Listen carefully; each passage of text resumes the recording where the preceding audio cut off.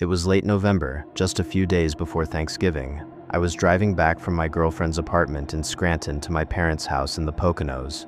It's about a 45-minute drive, mostly on back roads that cut straight through the Delaware State Forest. Now, I'd made this drive 100 times, but never this late. I left her place around 1:15 a.m.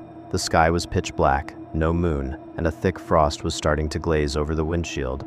I had my high beams on, because once you get off the main highway, there are 0 streetlights, just endless walls of bare trees and the occasional reflective green sign. About 20 minutes in, I passed a small run-down hunting cabin, the kind with boarded-up windows and a rusted metal roof. I didn't think much of it, but as my headlights swept past, I caught a glimpse of something standing at the edge of the driveway. It was a person, but they weren't moving like a normal person. They were standing completely still, facing the road. Their posture was wrong. Their shoulders were hunched too high, and their arms were hanging down past their knees. It looked like they were wearing a long, dark coat, maybe leather, or maybe just soaked through with something dark. I slowed down instinctively. My heart jumped into my throat. I looked in my rearview mirror, expecting to see nothing, but there they were, standing in the red glow of my taillights, and now they were turned, facing my car. I told myself it was just a hunter, someone who'd had too much to drink. I pressed the gas and got back up to 50 miles per hour. That's when I saw the second one. It was standing on the shoulder of the road, about a quarter mile further up. This one was closer to the tree line, and unlike the first one, this one was holding something, a long, thin object. At first I thought it was a walking stick, but then my headlights reflected off the tip. It was metal, curved, an arrow. The figure raised its arms slowly, like it was aiming at the sky, but I was the only thing on that road. I swerved hard to the right, crossing the yellow line, just as a loud thwack hit the driver's side door. The sound was deafening inside the cabin, like someone had taken a sledgehammer to sheet metal. I looked at my door. A 4-inch hunting broadhead was buried 2 inches into the steel frame, right next to the window. If I hadn't swerved, that arrow would have come right through my face. I didn't stop. I floored it. My tires spun on the frost, and then I was flying at nearly 80 miles an hour down this winding forest road. My hands were shaking so badly I could barely steer.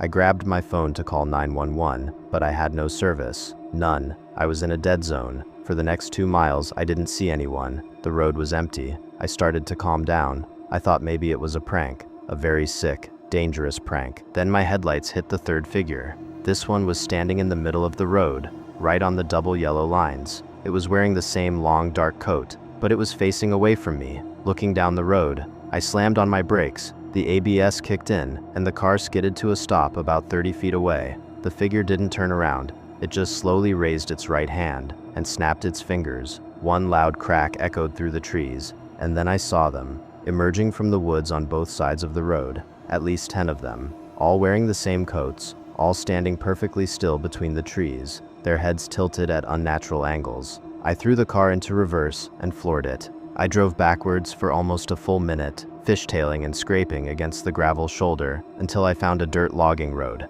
I cranked the wheel, spun the car around, and sped off into the dark. By some miracle, I found the highway 10 minutes later.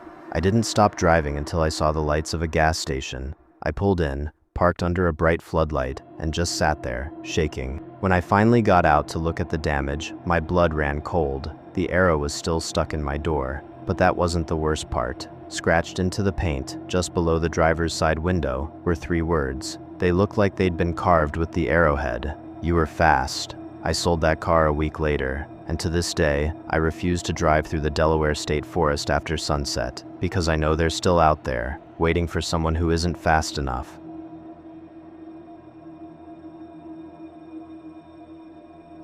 This next story was sent to me by a viewer named Marcus from Oklahoma, and I'm going to tell it exactly how he told me. Marcus worked the night shift at a warehouse in Tulsa. His shift ended at 3 a.m. Normally, he took the highway home, a straight shot about 25 minutes. But one night in July, there was a multi-car accident on the highway, completely shut down, so his GPS rerouted him onto a series of county roads. Now, if you've never driven through rural Oklahoma at 3:30 a.m., it is dark, not city dark. Deep, suffocating, black hole dark. The roads are narrow, the ditches are deep, and every mailbox looks like a ghost in your periphery. Marcus was about 15 minutes into the detour when the GPS told him to turn onto a gravel road called Old Miller Path. He hesitated. The road was barely 1 lane wide, and the trees on either side formed a complete tunnel overhead. No stars, no moon, just darkness. He took the turn. The gravel crunched under his tires, and the dust cloud behind him was so thick it looked like smoke in his headlights. He was going slow, maybe 15 miles per hour, when he noticed something strange. Mailboxes.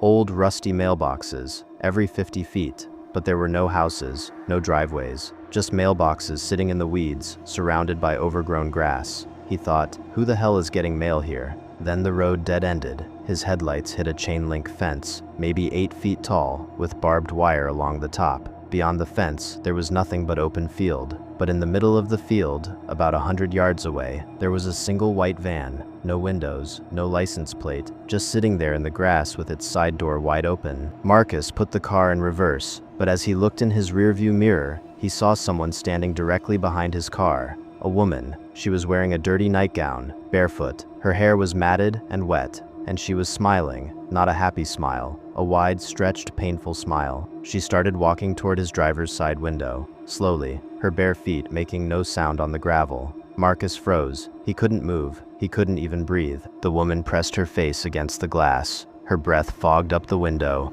and then she whispered something. He couldn't hear her at first, but she kept repeating it, louder each time, until her voice was a raspy yell. "Don't look in the van. Don't look in the van. Don't look in the van." Then she stopped. Her smile disappeared. Her eyes went wide, and she pointed past Marcus toward the passenger side window. Marcus turned his head. There was a man standing right outside the passenger door. He was tall, easily 6'5", wearing a dirty flannel shirt and jeans. He had no expression on his face, none, like a mannequin, and he was holding a large hunting knife in his right hand, tapping the blade slowly against the glass. Tick, tick, tick. Marcus didn't think. He slammed the gas pedal. The car lurched forward, tires spinning in the gravel, and he drove straight through the chain-link fence. The metal screeched. The fence folded over his hood, and then he was in the field, bouncing over ruts and rocks. He looked in his rearview mirror one last time. The woman and the man were standing next to each other at the broken fence. The woman was no longer smiling. She was waving, slowly, like she was saying goodbye to an old friend. And the white van, it was gone. The field was empty. Marcus got back on the highway. 15 minutes later, he didn't call the police. He didn't know what to say. A ghost woman told me not to look in a van that wasn't there, but here's the part that keeps him awake at night. 3 days later, he was scrolling through local news online, and he found an article from 2017, 6 years before his drive. A woman had gone missing from a small town near Tulsa. Her name was Sarah. She was last seen walking along a county road in her nightgown. Police searched for weeks. They never found her, but they did find her husband's body in a white van, parked in a field off Old Miller Path. He had died from a self-inflicted knife wound. The article included a photo of the van. Marcus recognized it immediately, and at the bottom of the article there was a quote from the lead detective. The victim left a note. It said, "Don't let anyone look in the van. They won't understand what they'll see." Marcus sold his house and moved to a different state the following month. He still doesn't drive at night, and he never, ever uses a GPS detour again.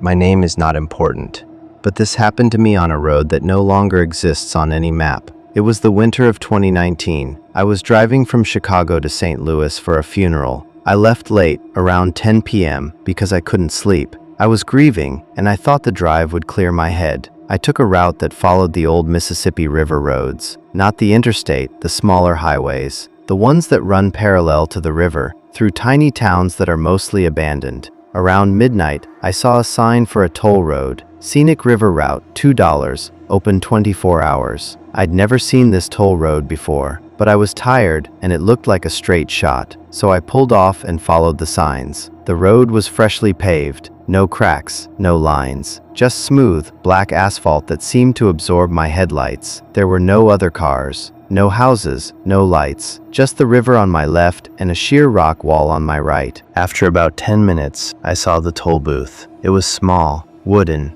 looked like something from the 1950s. There was a single booth with a yellow light flickering inside, and sitting in the booth was an old man. He had gray, wiry hair and thick glasses. He was wearing a blue striped shirt with a bow tie, and he was smiling. but his smile didn't reach his eyes. His eyes were empty, like two black marbles. I rolled down my window. The cold air hit my face like a wet blanket. $2, the old man said. His voice was high-pitched, too high, like a child trying to sound like an adult. I handed him a $5 bill. "Keep the change," I said. He looked at the bill, then he looked at me, and he stopped smiling. "You don't want the change?" he asked. "No, sir, that's fine." He leaned forward, out of the booth. His face was now inches from mine. I could smell him. He smelled like wet dirt and burnt wood. "Everyone takes the change," he whispered. "The ones who don't, they don't finish the road." I thought he was joking, a weird rural sense of humor.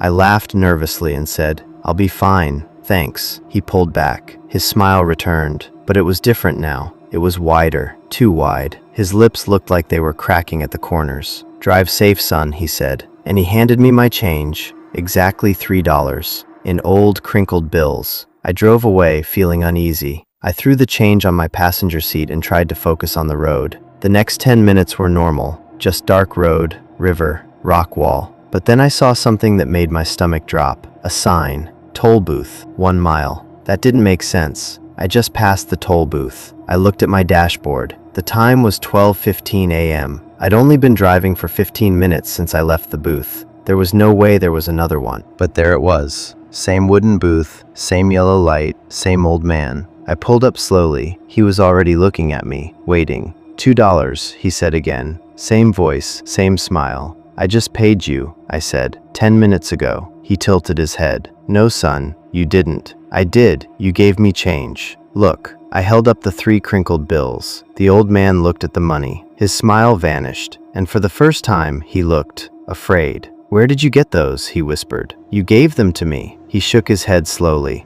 "I haven't given anyone change in 40 years. Not since the accident." I didn't know what he was talking about. I threw the money at him, hit the gas, and sped off. I drove for hours, but I never saw the end of that road. Every mile, a sign for the toll booth. Every mile, the same wooden booth. But the old man was gone. The booth was empty, just the yellow light flickering over a chair that was slowly rocking back and forth. Around 5 a.m., the sun started to rise, and the road just ended. Not at an intersection, not at a highway, just ended in a field of tall grass, like it had been erased. I parked the car and got out. I walked to the edge of the pavement, and there, buried in the grass, was a small, faded sign. Route 41, closed 1979, 12 fatalities, memorial ahead. I looked around. There was no memorial, just the field, and the river, and the silence. I never found my way back to that road. I've looked on every map, every GPS, every satellite image. It doesn't exist. But sometimes, late at night,